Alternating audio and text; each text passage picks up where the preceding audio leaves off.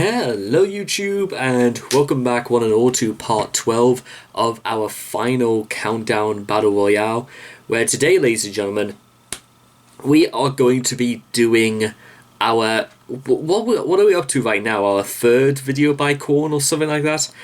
I'm looking forward to it. Don't get me wrong, because a few reasons. Because one is that this is meant to be on Follow the Leader, which heralds the most iconic song, Freak on a Leash, which that song still literally, it sends ripples through my body right now. I'm trying to like sit back just to make sure that the bullet doesn't come through in slow motion, even though despite that video is like nearly 22 years old, I think, at this point. Also, because apparently there's a very interesting message that Korn are trying to send through this video, but I'm going to touch upon that later in the video, because I want to find out exactly what it sounds like. So, if you guys want to check out the original video for yourselves, links will all be in the description down below. Let's begin. Got the life. Just checking both directions there. In 3, 2, 1, and... Wow, a tape deck, and this looks like something. This looks like it looks out of a plane as opposed to a car stereo. But let's just go through that. Let's just relive that one more time.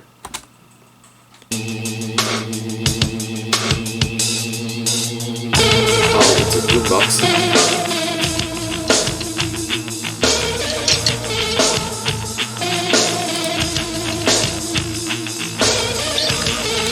What is that? Is that a 360 Scarlatelli or something like that? It's the soft top version, basically, obviously.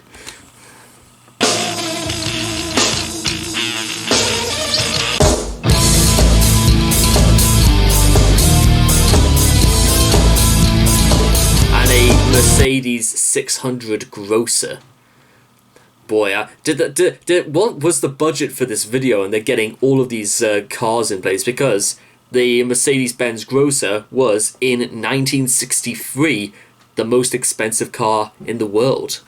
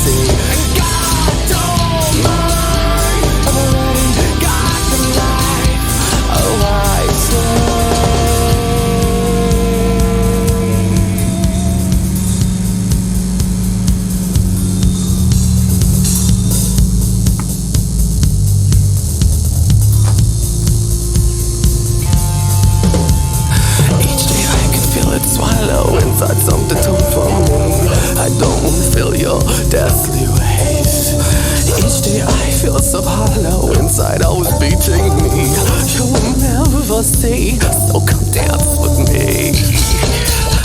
Dance with me, dance with me, dance with me, dance with me, dance with me, dance with me.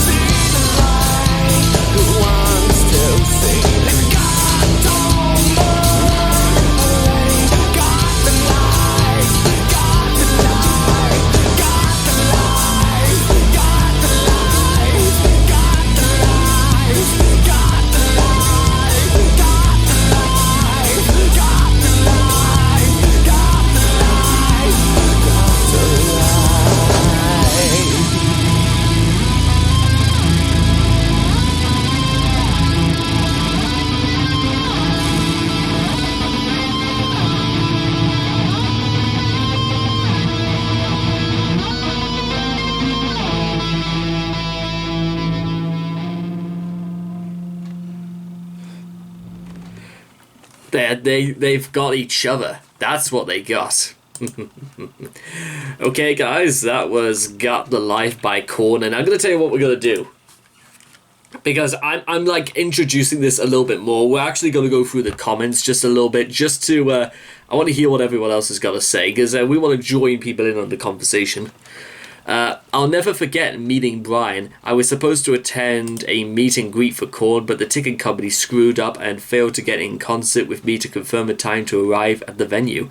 So I showed up to the venue an hour early, and they told me I had missed the entire meet and greet.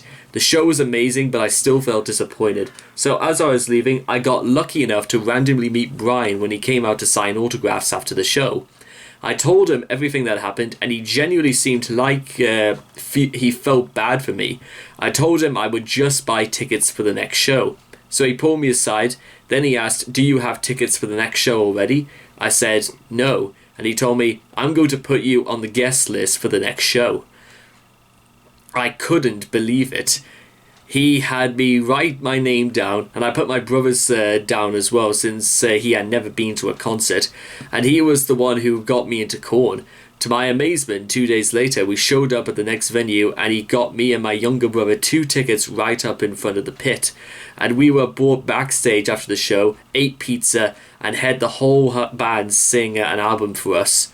I still can't believe it wasn't a dream. Brian Welsh, you are an amazing human being for doing this out of the kindness of your heart. Me and my brother will never forget. Now that's wholesome. That's a friggin' wholesome. That's a really cool thing to say. You know what? I've heard friggin'. I know that there's some people in the business that say that that some people are quite shallow. Where if you meet like band members in real life. But I reckon guys like Brian Welsh, in fact Korn in general, are absolutely nothing like that, because you know what? The whole sort of like the whole point of Got the Life is sort of like Korn's statement is saying that it was meant to be sort of like a massive middle finger to other metal groups that were trying to steal their sort of style. To what groups specifically they were looking at, I'm not entirely sure. Maybe, I don't know, maybe 9 Inch Nails, or maybe the 69 Eyes or something like that. But then again, I think the 69 Eyes came about just about the year of 2000, so a little bit later after Korn, and I think 9 Inch Nails were a little bit before Korn, or maybe around about the same time they came out. Either way, I would like to believe, well, more than anything, that this must be some like really sort of like obscure groups, because if they were trying to literally ride the coattails of Korn's success, then I don't even know where the hell they are, because I've certainly couldn't think of anyone I would cover before. I don't friggin' like do metal groups that I feel as if like, not so much that they're blatantly trying to copy somebody else's style, but that's why I haven't really done like Mushroom Head in like nearly a whole year, because it looked almost like a Slipknot counterpart. Although again, I haven't really done too much of Slipknot, I haven't really done too much of Mushroom Head to necessarily say that they're all gonna be like that. But other groups aside, let's just think about this for a second. There are groups like Slayer. I've never done I haven't even touched for well over a year. And I can't help but feel as if, like, I know the following for Slayer is nothing short of spectacular. There's some of the most die-hard fans of all time in metal will pretty much binge anything listening to Slayer. And you know what? Sooner or later, I'm friggin' gonna have to do Slayer. I just know I have to do it for this channel again. When? It might be very soon. We'll just have to wait and see. But more to the point, because they were saying this and I think it's a testament to how far Korn have come and why they're still talked about over 22 years later. That, you know what, it's true. It's absolutely true. There are some people, you get this everywhere, and you'll get this in pop music, you'll get this in rap, you'll get this in hip hop. People who literally have absolutely no talent. I mean, How did Eminem put it again? Shut the fuck up when I'm talking, little bitch. Oh, I'm sorry. Wait, what's your talent? Oh, critiquing. Oh, I don't know. Exactly. It's like that. People who can't come up with an original tune to literally hold anyone's attention. So the only thing they think they can do is to try and copy someone else's idea. And all credit to it for Korn to literally saying, you can't do this to us. It's ours.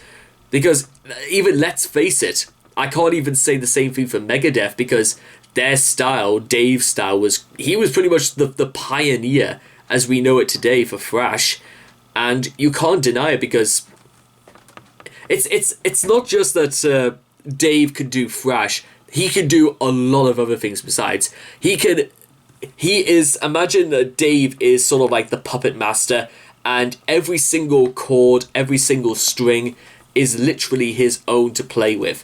He can friggin' grab something out of the air and turn it like that. Same thing absolutely here for guys like Brian Welsh and guys like Jonathan Davies, Silverman, and who would say James Monkey Shafter. James Shafter. I reckon they could just take anything they wanted and literally just turn it into something very wild, something very... There's a very kind of strange sense of... I don't really want to say absurdity, but there's something kind of like surrealness in the way that Korn performs. It's that they don't go out all guns blazing, but they let things simmer out.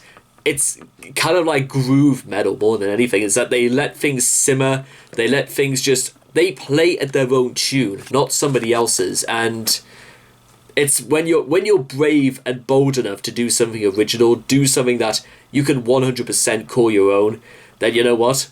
You've owned it, and all you gotta do is keep going like that. It's as simple as that. Now, one thing I was wanting to try and talk about near the beginning of the video was that apparently I mentioned something that Corey Taylor had said in the news, that all metal groups now just sound the same, when that's not quite true, to be honest. Is he talking specifically about there are very specific groups, as in groups in, let's say, groove metal or black metal or death metal or doom metal that all sound similar? Because there are some groups in death metal especially that I feel as if they're not bad, it's not really for me. Which, you know what, in my opinion, I think that's fair enough. There are some things that aren't to everybody's taste, and death metal, black metal is, I think, just a little bit different. Although there are some groups like Suicide Silence that I appreciate them, even if I don't, I don't particularly think it's for me, if that makes sense. But mind you, there are some absolutely amazing groups they've got it, man. They've got it in spades, because they don't bow to peer pressure. They just play whatever the hell they like. I mean, groups like Midnight Dice, Methane, Chaos Over Cosmos. Who else can we list off the top of my head? Fury, Streamer. Oh god, there's this entire channel I follow that launch original LPs, and you'll be hard pressed. Traveller is another one that's just come to the top of my head.